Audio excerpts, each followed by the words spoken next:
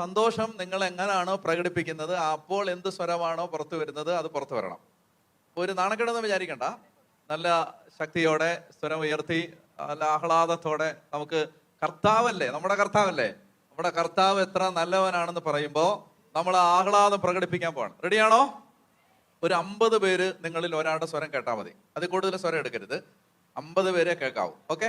God is good all the time. നിർത്തരുത്.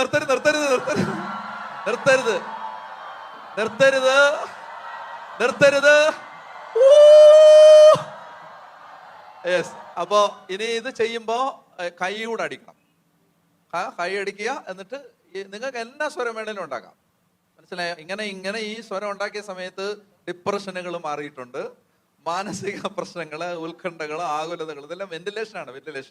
നല്ല sisters ഒക്കെ പറഞ്ഞോ, നല്ല സംഭവമാണിത്. Okay, ready?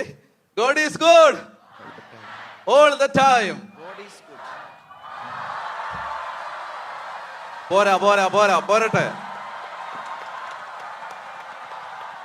പോരട്ടെ. നിർത്തരുത്.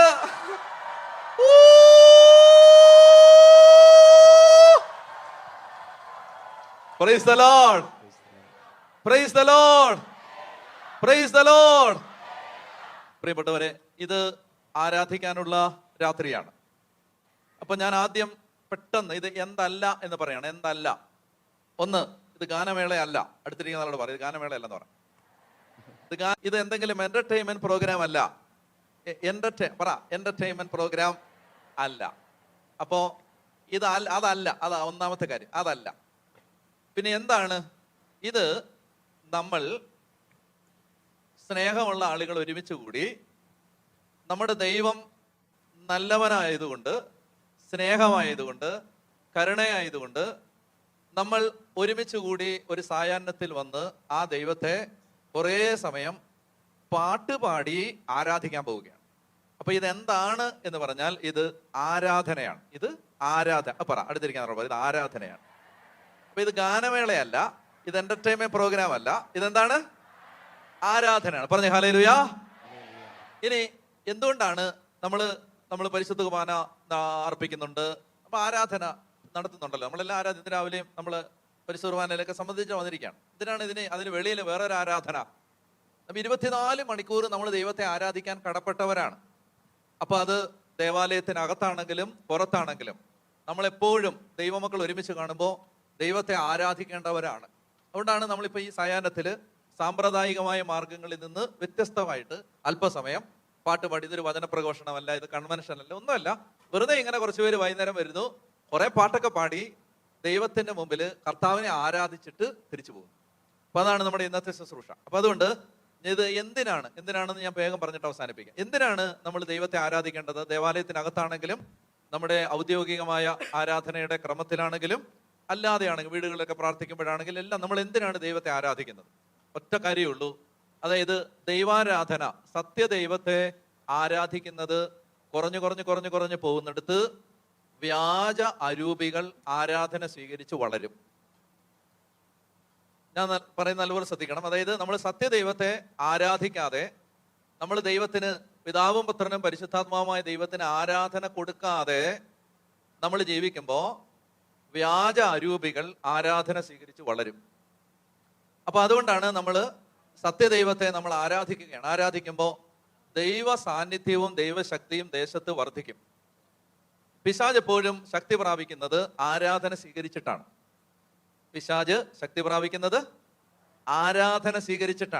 അപ്പൊ പിശാചിന് നമ്മൾ ശക്തി ആർജിക്കാൻ അവസരം കൊടുക്കാതിരിക്കുന്നത് ദൈവമക്കൾ എപ്പോഴും ദൈവത്തെ ആരാധിച്ചുകൊണ്ടിരിക്കണം. നമുക്ക് സമയം കിട്ടുമ്പോഴെല്ലാം നമ്മൾ വെറുതെ നടക്കുമ്പോഴെല്ലാം നമ്മൾ ആരാധിച്ചുകൊണ്ട് പോകണം. പ്രാർത്ഥിക്കണം, പാടണം, ദൈവത്തെ സ്തുതിക്കണം, പ്രാർത്ഥനകൾ ചൊല്ലണം. പള്ളിക്കകത്ത് മാത്രമല്ല, നമ്മൾ കുർബാനക്രമത്തിലെ പ്രാർത്ഥനകൾ നമ്മൾ പള്ളിക്കകത്ത് മാത്രമല്ല നമുക്ക് ചൊല്ലാൻ പറ്റുന്നത്, നമുക്ക് എപ്പോഴും ചൊല്ലാൻ പറ്റും. നമ്മൾ പോകുമ്പോഴൊക്കെ ചൊല്ലാൻ പറ്റും, പാടാൻ പറ്റും, പ്രാർത്ഥിക്കാൻ പറ്റും. അപ്പോൾ നമ്മൾ എപ്പോഴും ആരാധിച്ച് ജീവിക്കേണ്ട ആളുകളാണ്. ഈശോ പറഞ്ഞിട്ടുണ്ട്, ആത്മാവിലും സത്യത്തിലും ആരാധിക്കുന്നവരെയാണ് പിതാവ് അന്വേഷിക്കുന്നത്. ആത്മാവിലും സത്യത്തിലും. അപ്പൊ അതുകൊണ്ട് ഞാൻ പെട്ടെന്ന് പറയുകയാണ്, എന്താണ് ആത്മാവിലുള്ള ആരാധന? എന്താണ് ആത്മാവിലുള്ള ആരാധന എന്നറിയണമെങ്കിൽ എന്താണ് ജഡത്തിലുള്ള ആരാധന എന്നറിയണം. ആത്മാവിലുള്ള ആരാധന സമം ജഡത്തിൽ അല്ലാത്ത ആരാധന. ജഡത്തിൽ അല്ലാത്ത ആരാധന എന്ന് പറഞ്ഞാൽ നമ്മൾ തീരുമാനം എടുത്തിട്ട് അപ്പോൾ പ്രാർത്ഥിക്കാം, അല്ലെങ്കിൽ ആരെങ്കിലും നമ്മളെ നിർബന്ധിച്ചിട്ട് നിങ്ങൾ പ്രാർത്ഥിക്കും, അല്ലെങ്കിൽ ഇതിപ്പോൾ പ്രാർത്ഥനയുടെ സമയമാണ് എല്ലാവരും മര്യാദയ്ക്ക് പ്രാർത്ഥിച്ചോ എന്നൊക്കെ പറഞ്ഞ് നമ്മൾ പ്രാർത്ഥിക്കുന്നതാണ് ജഡത്തിലെ ആരാധന. എന്നാൽ ആത്മാവിൽ ഒരാൾ ആരാധിക്കുന്നത്, അയാൾ ആരാധിക്കുന്നത് വെളിയിൽ നിന്ന് ആരെങ്കിലും പറഞ്ഞത് കൊണ്ടല്ല, ആത്മാവിന്റെ പ്രേരണയിലാണ്. അതുകൊണ്ട് ഈ രാത്രി നമ്മൾ ആത്മാവിൽ ആരാധിക്കണമെങ്കിൽ നിങ്ങളെ തന്നെ മറക്കണം. ഇവിടെ പാടിത്തരുന്ന പാട്ടുകൾ, ആവർത്തിക്കുന്ന ഈരടികൾ എല്ലാം കേൾക്കുമ്പോൾ നിങ്ങളെ തന്നെ മറക്കണം. സാധിക്കുന്നിടത്തോളം കണ്ണടച്ച് പിടിക്കണം. പാട്ടിന്റെ വരികൾ എന്താണെന്ന് ചിന്തിക്കണം. അങ്ങനെ ആ വരികളിലൂടെ നമ്മൾ ദൈവത്തെ ആരാധിച്ച മഹത്വം കൊടുക്കണം. എനിക്ക് ഉറപ്പാണ് നമ്മൾ ഒരു 3-4 മണിക്കൂർ പോകുന്നത് എങ്ങനെയാണെന്ന് അറിയില്ല. നമുക്ക് ദൈവം അത്രയും വലിയ കർത്താവിന്റെ സാന്നിധ്യം ഇവിടേക്ക് ഇറങ്ങി വരും.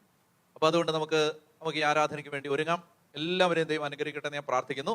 ഈ ആരാധനയുടെ നമ്മുടെ ഈ പാട്ടും പ്രാർത്ഥന എല്ലാം ഇങ്ങനെ നടന്ന് മുന്നോട്ട് പോയി അതിന്റെ ഒടുവിൽ നമ്മൾ പരിശുദ്ധ അമ്മയ്ക്ക് സമർപ്പിച്ച് പ്രതിഷ്ഠ നടത്തി പ്രാർത്ഥിക്കും. പിന്നീട് നമ്മൾ പരിശുദ്ധ കുർബാനയുടെ ആരാധന നടക്കും. ആ ആരാധനയിൽ നമ്മൾ രോഗസൗഖ്യത്തിനും ഡെലിവറൻസിനും വേണ്ടി പ്രാർത്ഥിക്കും. പിന്നെ അത് കഴിഞ്ഞിട്ട് പരിശുദ്ധ കുർബാനയുടെ പ്രദക്ഷിണം നടത്തും. അങ്ങനെയാണ് ഇന്നത്തെ ഈ ശുശ്രൂഷ അവസാനിക്കുന്നത്.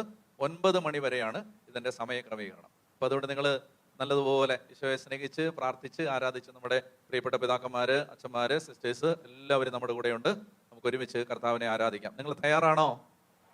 God is good all the time. ഒന്ന് എഴുന്നേറ്റ് നിന്നാലോ? എഴുന്നേറ്റ് നിന്നിട്ട് പറഞ്ഞാലോ? God is good all the time. കരങ്ങൾ ഉയർത്തി കൈയടിച്ച് hallelujah. Praise the Lord. Hallelujah. എഴുന്നേറ്റ് നിന്നുകൊണ്ട് കുറച്ച് സമയം നിൽക്കാൻ കുഴപ്പമില്ലല്ലോ. നമുക്ക് ആദ്യമേ തന്നെ ഒരു പാട്ട് പാടി നമ്മുടെ ആരാധനയുടെ ഈ സംഗീത സായാഹ്നം നമുക്ക് തുടങ്ങാം. ഒക്കെ പറഞ്ഞേ ഹല്ലേലൂയ, യേശുവേ നന്ദി. വളരെ സിമ്പിളായ ഒരു പാട്ടാണ് നമ്മൾ പാടുന്നത്. ഒരിക്കൽ ആരാധനയ്ക്കിടയിൽ ഒരു ബോധ്യം കർത്താവ് എനിക്ക് തന്നു. ആരാധനയുടെ മുമ്പിൽ ഇരിക്കുമ്പോൾ, നമ്മൾ ആരാധിക്കാനിരിക്കുമ്പോൾ എല്ലാ വിശുദ്ധരും മാലാഖമാരും നമ്മുടെ കൂടെ ആരാധിക്കാൻ വരുന്നുണ്ട്. അപ്പോൾ എന്നോട് ഇങ്ങനെ എഴുതാൻ പറഞ്ഞു: ദൂതരെ വന്നിടൂ, ഞങ്ങളെ നോക്കിയിടൂ, നാഥനായി പാടുവാൻ പാട്ടെഴുതൂ. ഒരു പാട്ടെഴുതാൻ ഒരു കൃപയുള്ള ഒരാൾക്ക് മറ്റൊരാളുടെ മനസ്സ് ഒരു കാര്യം പറഞ്ഞാൽ അത് പാട്ടായിട്ട് എഴുതാൻ പറ്റും. ഒരു വിഷമം പറഞ്ഞാൽ, ഒരു കഥ കേട്ടാൽ അത് പാട്ടായിട്ട് എഴുതാൻ പറ്റും. ദൂതർക്ക് എന്തായാലും മാലാഖമാർക്ക് പാട്ടെഴുതാൻ കൃപയുണ്ട്. നമ്മൾ പറയുക, ദൂതരെ വന്നിടൂ, ഞങ്ങളെ നോക്കിയിടൂ, നാഥനായി പാടുവാൻ പാട്ടെഴുതൂ. ഈ സമയത്ത് നമ്മൾ പറയാം, എല്ലാ വിശുദ്ധരെയും മാലാഖമാരെയും വിളിച്ചിട്ട് പറയാം, ഞങ്ങളുടെ ഇരിപ്പ് ഇങ്ങനെ ആണെങ്കിൽ ഞങ്ങളുടെ ഉള്ളിലിരിപ്പ് ഇങ്ങനെയല്ല അല്ലേ. ഒരുപാട് മുറിവേറ്റ മനുഷ്യര്, ഒരുപാട് തകർന്ന മനുഷ്യര്, അതെല്ലാം ഒളിപ്പിച്ച് വെച്ചുകൊണ്ട് ഒരു ചിരി ഫിറ്റ് ചെയ്ത് അങ്ങോട്ടും ഇങ്ങോട്ടും നടക്കുന്ന നാടിന്റെ പേരാണ് ലോകം. അടുത്ത മരത്തിരിക്കുന്ന ആളെ ജസ്റ്റ് നോക്കിക്കേ, ശരിയാണോ അല്ലേ? അടുത്തേക്ക് നാൾക്ക് എന്തെങ്കിലും പ്രശ്നമുള്ളതായിട്ട് തോന്നുന്നുണ്ടോ? പക്ഷെ സത്യത്തിൽ ഒരുപാട് വേദനകൾ, ദുഃഖങ്ങൾ, സങ്കടങ്ങൾ ഒളിപ്പിച്ച് വെച്ച് ഒരു ചിരി ഫിറ്റ് ചെയ്ത് നിൽക്കണമെന്ന് മാത്രമേ ഉള്ളൂ. ഒരുപാട് ദുഃഖങ്ങളുണ്ട്. നമ്മൾ ദൂതരോട്, മാലാഖമാരോട് പറയാം, ദൂതരെ വന്നിടും, ഞങ്ങളെ നോക്കൂ, നാഥനായി പാടുവാൻ പാട്ടെഴുതും, സ്വർഗമേ പാടിയിടും ഈണമേകും. ഓക്കെ, നമുക്ക് ഈ ഈരടികളൊന്ന് നമുക്കൊന്ന് ഏറ്റുപാടാം. ഞങ്ങളെ നോക്കിയിടൂ, നാഥനായി പാടുവാൻ പാട്ടെഴുതും, സ്വർഗമേ പാടിയിടും ഈണമേകും. ഒന്നുകൂടി പാടാം. ദൂതരെ വന്നിടൂ,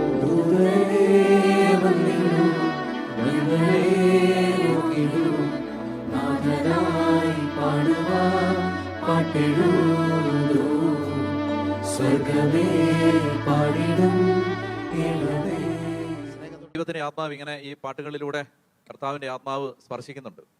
ദൈവം ഇടപെടുന്നുണ്ട്. ഇപ്പോൾ തന്നെ ജീവിതങ്ങളിൽ ഈ ആത്മാവില് ദൈവത്തിന്റെ സാന്നിധ്യം അനുഭവിക്കാൻ നിങ്ങൾ തുടങ്ങിയിട്ടുണ്ട്. നമ്മൾ അടുത്തതായിട്ട് ഒരു പാട്ട് നിങ്ങൾ കേൾക്കുമ്പോൾ നിങ്ങൾക്ക് ഏത് പാട്ടെന്ന് മനസ്സിലാവും. വയലിൽ നമ്മളത് ആ പാട്ട് പ്ലേ ചെയ്യും. ഈ പാട്ട് അച്ഛൻ പറയാൻ പോകുന്ന പാട്ട് എനിക്ക് മനസ്സിലായി. ഞാൻ പറയട്ടെ. ക്രൂശിതനെ ഉത്തിതനെ, അല്ലെ? വിളിക്കുമ്പോഴേക്കും ചോദിക്കണമെന്ന് വിചാരിച്ചിരുന്നൊരു കാര്യമാണ്. അതായത്, എന്നെ പൊതിഞ്ഞ് പിടിക്കണമേ, തിന്മ കാണാതെ കാക്കണമേ. എനിക്ക് അച്ഛൻ എന്താ ഉദ്ദേശിച്ചത്? തിന്മ കാണാതെ, നമ്മൾ തിന്മ കാണാതിരിക്കുകയാണോ, തിന്മ നമ്മളെ കാണാതിരിക്കുകയാണോ? കള്ളൻ ഒരു കാര്യം മോഷ്ടിക്കാനായിട്ട് ഇങ്ങനെ നോട്ടോടും. പക്ഷെ ഈ നോട്ടോട്ട് സംഗതി കണ്ണിൽ, പിശാചിന്റെ കണ്ണിൽ പെടാതെ, കള്ളന്റെ കണ്ണിൽ പെടാതെ പൊതിഞ്ഞു വെച്ചാൽ പിന്നെ കണ്ണെത്തില്ല, പിടിക്കാൻ പറ്റില്ല. Praise the Lord. Praise the Lord. നമുക്ക് പറ്റിക്കുക അങ്ങനെയല്ലേ?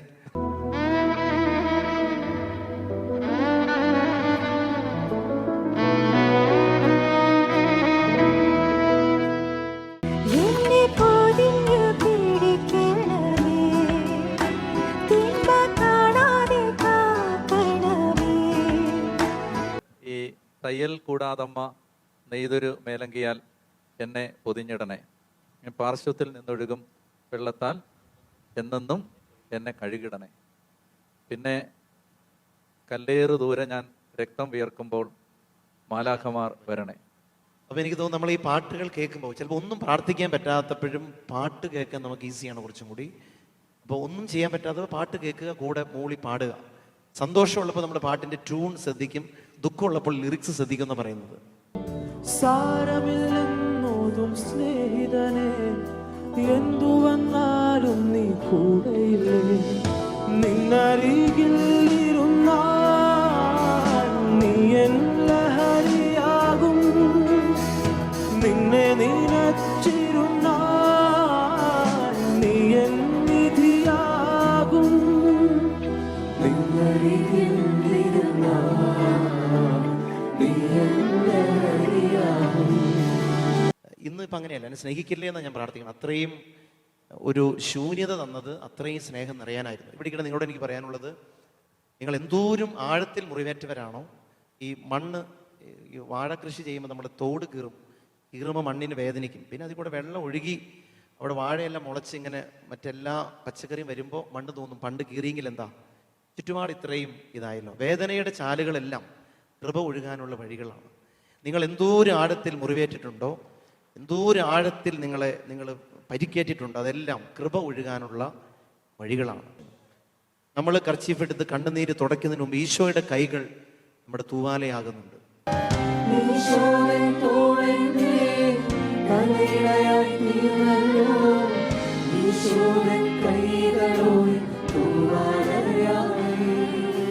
നമുക്കിനി ഒരുമിച്ച് കൂടാൻ ദൈവം ഒരവസരം തന്നില്ലേ, നമുക്ക് ശബ്ദം തന്നില്ലേ, ആരോഗ്യം തന്നില്ലേ. അപ്പൊ നമ്മളത് വെറുതെ പാട്ടായിട്ടല്ല, അത് ജീവിതമായിട്ട് തന്നെ ഹൃദയത്തിൽ നിന്ന് പാടണം.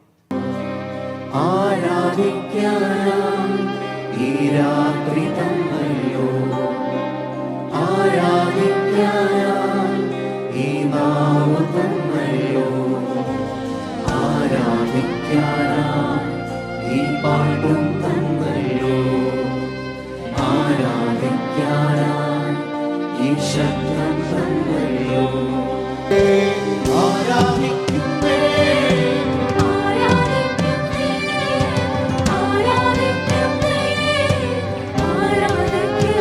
പാടിക്കേ